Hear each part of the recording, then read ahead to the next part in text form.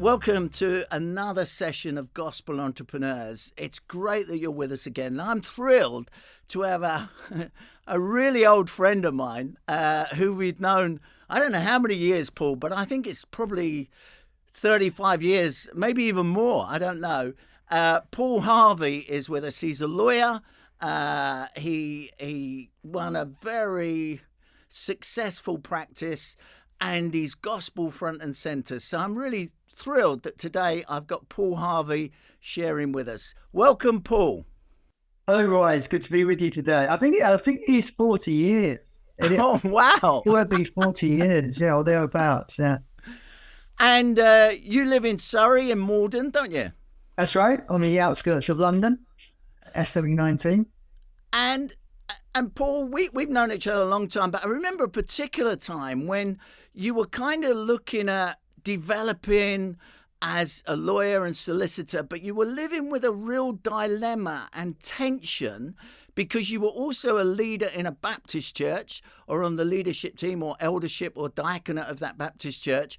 And there was a real conflict theologically, but also practically that you were grappling with that I think a lot of people in the marketplace and in kind of setting up a new business or a new venture can struggle with. Give us a bit of that journey, Paul, that you walk through there. Yeah, I mean, that's right. I grew up in the church that until very, very recently, I've been a member of, so 64 odd years. Great sense of loyalty and commitment to my local church. My grandparents had served there, my parents, and we had a long line of service in the local church.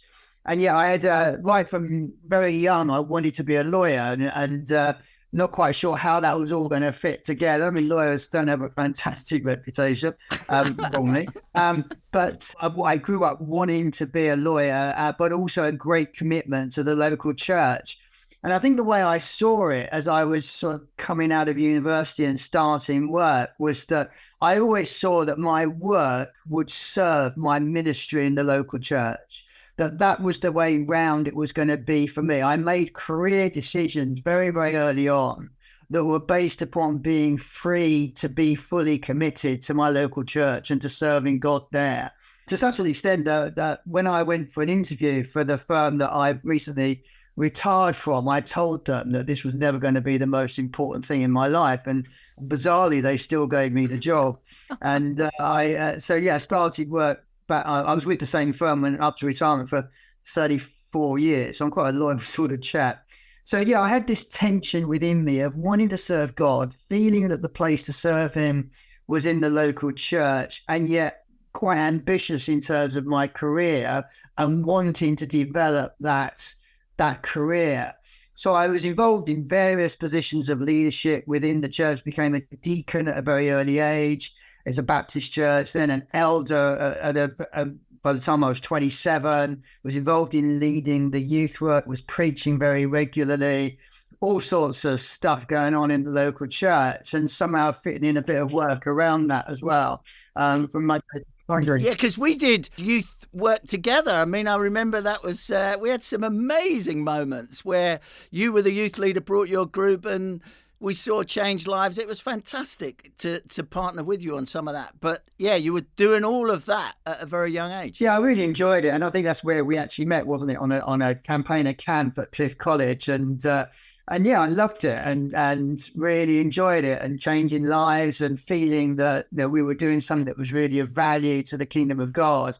And I suppose not really seeing that what I was doing from Monday, Friday in the same sort of way, I suppose, and feeling that I really came to feel, one of the things that really struck me later on was that when I look back, I can see that what I was doing in the church was almost legitimizing what I was doing in the workplace, that there was this sort of sacred secular divide, which isn't of God. I mean, it's definitely not of God, because there just is not that divide. And it all came to a crunch back in sort of 2008, really, where I was about to be re-elected, I don't know, it must be the third or fourth time as an elder of the church. And God really challenged me through a number of people, including yourself, Roy, about this whole balance in my life, I suppose, and whether or not I'd got that balance right, and whether or not I was I told people, I can never forget, there was one occasion when the partners in my firm were talking about retirement, and they said, well, Paul won't retire with us. That's funny how things played out, but Paul won't retire with us because sooner or later he'll find out what he really wants to do with his life. That's what they actually said. And that they didn't see me that being there long term. And it all came to head in 2008. And when I was due to be re-elected, and God really spoke to me in an amazing way about the stewardship of my life, about whether I was making the best of the gifts that I had, whether I was taking opportunities that were to widen the sphere of my influence, whether I had a very narrow approach to how God would use me. And yet I had this sort of ongoing loyalty and commitment to the church. And I had a conversation with you at that time. I went to hear Ken Costa preach. I had an amazing sort of conversation. It was like a Kairos moment with a young lady solicitor in my firm who said that she'd left church because she didn't feel that the church really valued what she did as a young lawyer at that stage. And all these things sort of came together. God spoke to me through Philippians 3 when it says, I press on to take hold of that for which Christ has taken hold of me. And Chaz, what is it that Christ has really taken hold of me for? Is it for this ongoing ministry in the local church, continue with that? Or has he got something else in store for me? And over a period, it's only 8 or 9 days back in June of 2008, I came to the conclusion, yes, I was limiting God. And I couldn't go forward any further with the same level of involvement in the local church because that was going to limit what God would do with me and through me if I threw myself into a commitment to see my work as being my primary, my number one ministry. So there's this huge turnaround came, and it was just God really spoke to me really, really clearly about it because I think I had this sort of holy discontent, I think at the time as well. I felt there's got to be more than what I'm doing right now. And the incredible thing was at that stage, yes, I was an equity sort of profit sharing partner in my firm. But within 3 months of that decision, and not in a way that I had expected, I'd become managing partner of the firm. And it just seemed an amazing thing that spoken to me about this. I'd made this change of heart, change of commitment, and redirection in seeing my work as being my number one, laying aside some of my major responsibilities to the local church.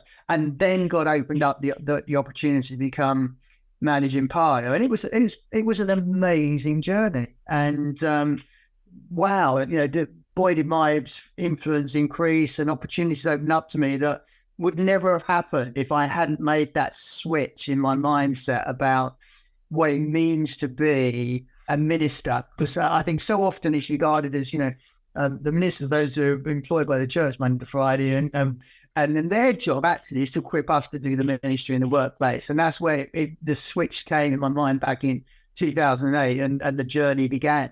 And it was a real dilemma for you, wasn't it? Because you were even thinking, I remember you saying this, people that really serve Jesus go full-time in a ministry role. Yeah.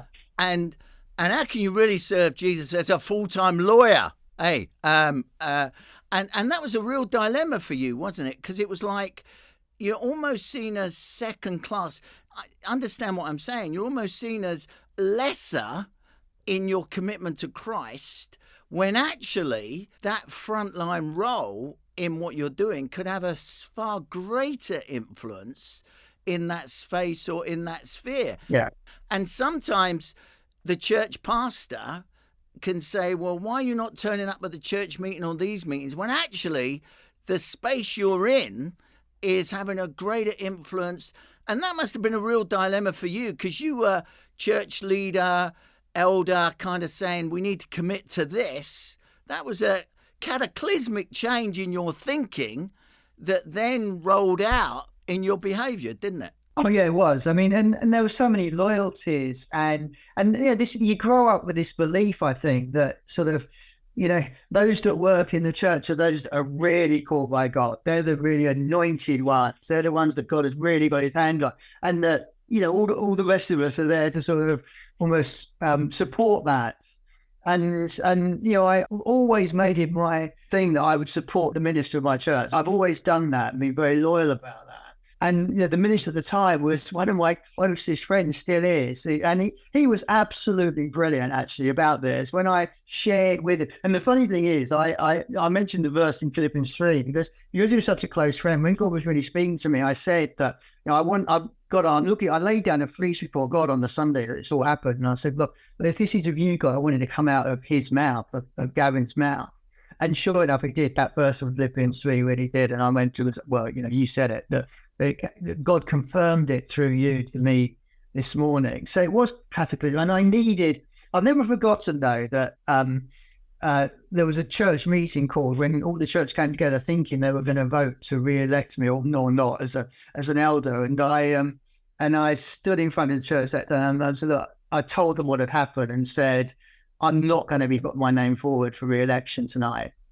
And when I went and sat down in my seat, I felt God say to me almost audibly, you will not be disappointed about this. You think you've let go of something huge, but actually I've got something far greater in store for you.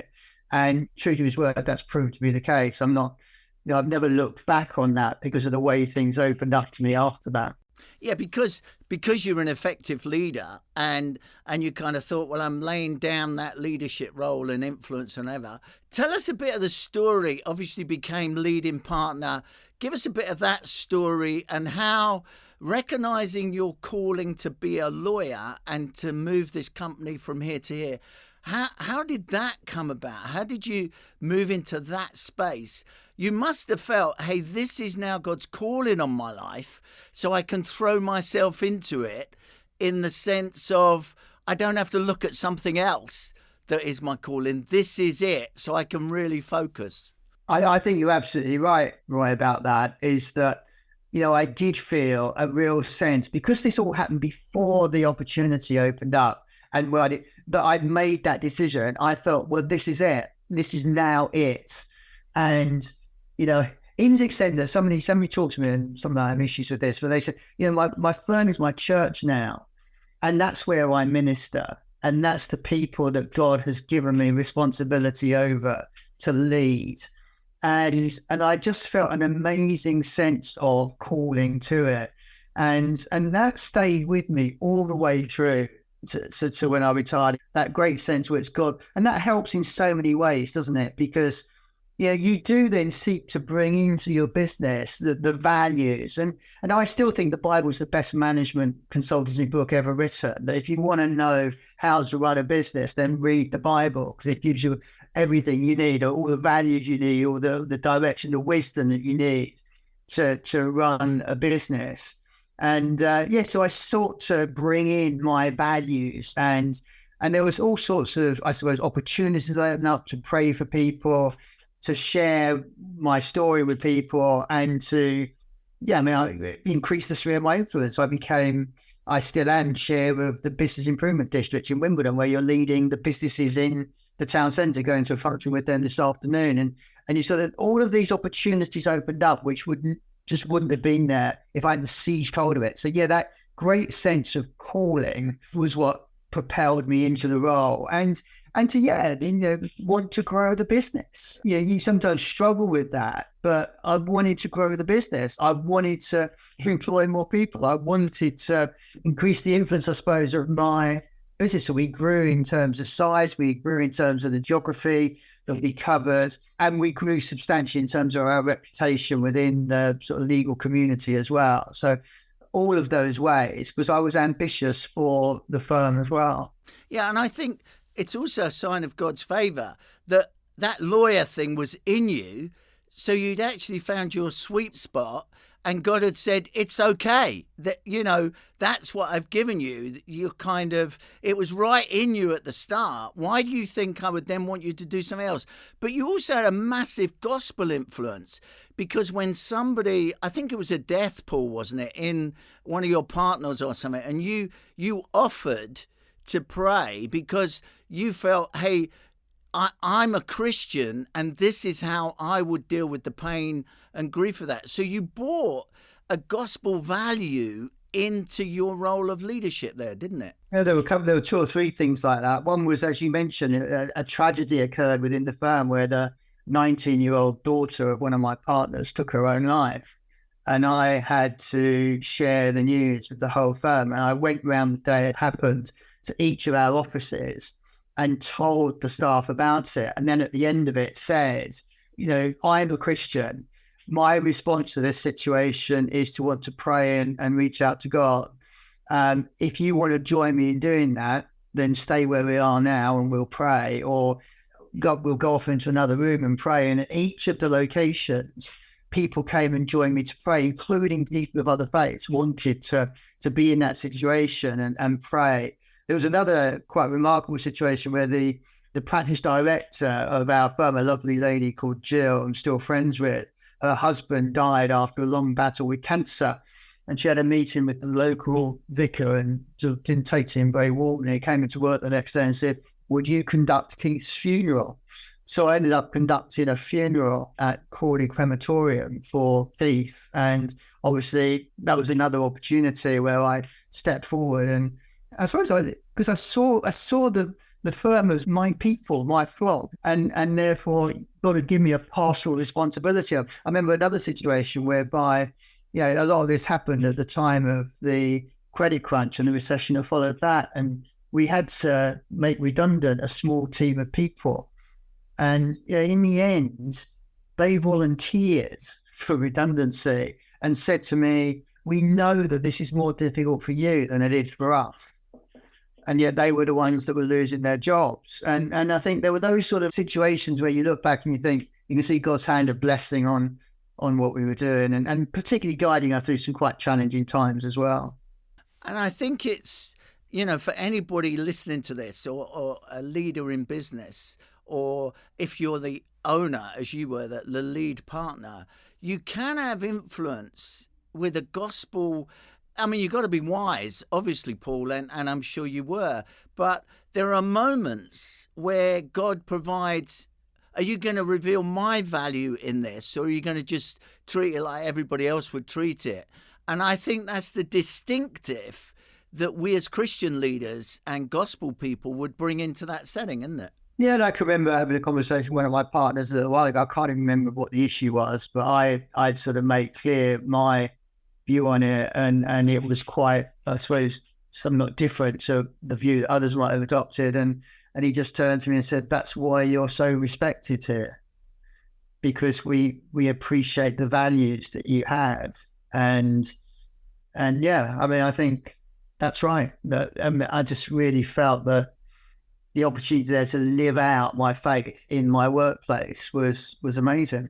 Yeah, and even the values on strategy and thinking and honouring people and doing things right. The credibility of a business like that, I think in the end, generates its success. I think there's something around that God has ordained. So if you're listening to this and you're thinking, well, even if you're not the boss, you can bring those values in the space that you serve. It says serve as to the Lord, doesn't it? So actually, there are certain things that God would want us to do in that space. Or if you're an entrepreneur starting out, get those values in place. Wouldn't that be what you would say? Because you obviously took it over when it was quite small. And in the end, when you left, I think it was a bigger practice and lots more people. But you put those things in place at the start, didn't you? I think I did a lot of work around our values and in actually talking about them and documenting them. Because I believe that if you're particularly in a growing business, you can't control how people are going to behave at any particular moment of time. But if they actually embrace your values, if they know what those values are, if they're really clearly laid out, then they will determine the way that they respond at any particular time, and they will do the right thing. And there were loads of examples where I saw that over a period of time. Initially, I suppose you're very, very hands-on, but as a business grows, you have to become more and more hands-off and delegate to people. And so, I'd sit back and watch people doing things, because I know that they were embracing the values that we had. I mean, it's a very long, it wasn't a new business. It's a very old established law firm, but we did grow quite substantially during that period. And a lot of these things had never been embraced. I think at first I found quite odd talking. I used to talk about team all the time. Nobody in law firms talks about team. They talk about departments or sections or whatever, or business units. But I used to talk about team because one of the things that I was really passionate about was building a collegiate and cohesive and supportive environment where people supported each other. And in the end, that was embraced by everybody. And that's probably, I mean, it's a biblical framework, but it's probably what you did in the local church as a model that you're learning as a 27-year-old or as a 30-year-old.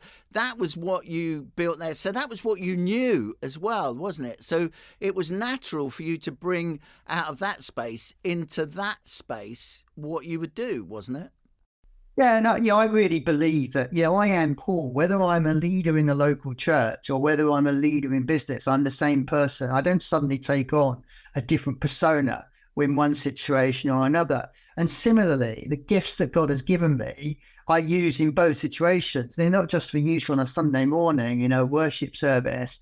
God gave me vision and this, I suppose, the entrepreneurial spirit, and people acknowledge that in the local church. And I suddenly thought, if God's made me like that, then I can use those gifts. I can use the way God has created me in a business situation as well. And I felt very much that certainly I'd learned so much through that early life involvement in the local church that I took with me into business, the experiences that I had, the mistakes that I'd made.